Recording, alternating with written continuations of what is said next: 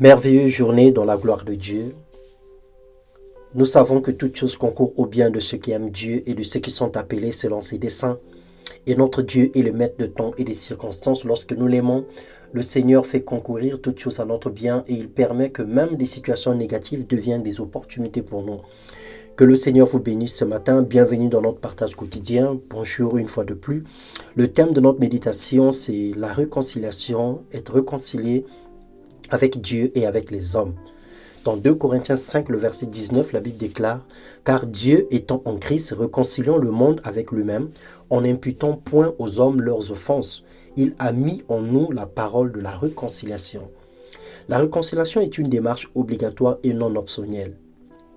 Car si nos péchés ne sont pas pardonnés, nous ne pouvons espérer d'un salut. Dieu l'a fait pour nous donner la vie. Alors pour se réconcilier, ce n'est pas une option à prendre, mais c'est plutôt une démarche obligatoire. Parlons de la réconciliation, il s'agit à la fois d'être en paix avec Dieu, puis ensuite en bon terme avec tous les hommes. La Bible nous dit de rechercher la paix et la sanctification avec tous, sans laquelle personne ne verra le Seigneur. Ce n'est pas un choix que Christ nous demande de faire, mais une décision importante et impérative qu'il nous encourage à prendre, si nous voulons entrer en possession de notre héritage en Jésus-Christ.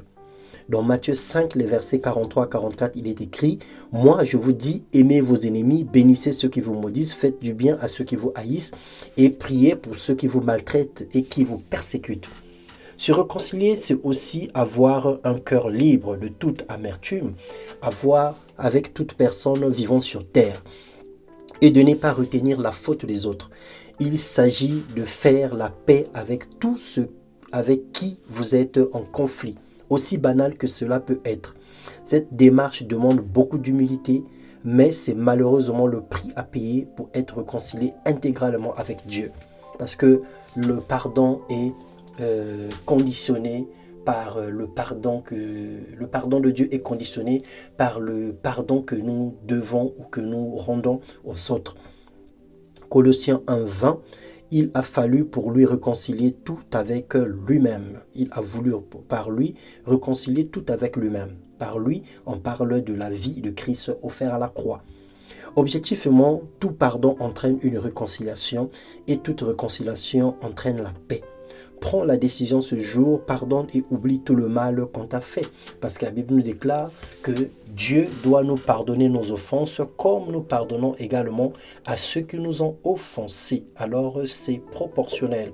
La valeur de ton pardon vis-à-vis des autres est égale à la valeur du pardon que le Seigneur t'accorde lorsque toi-même tu es dans l'erreur. Que Dieu nous comble de son amour et d'un esprit de pardon, que Dieu nous rend humbles et surtout que Dieu nous rend aussi, afin que nous puissions nous abaisser pour demander pardon et pardonner aux autres.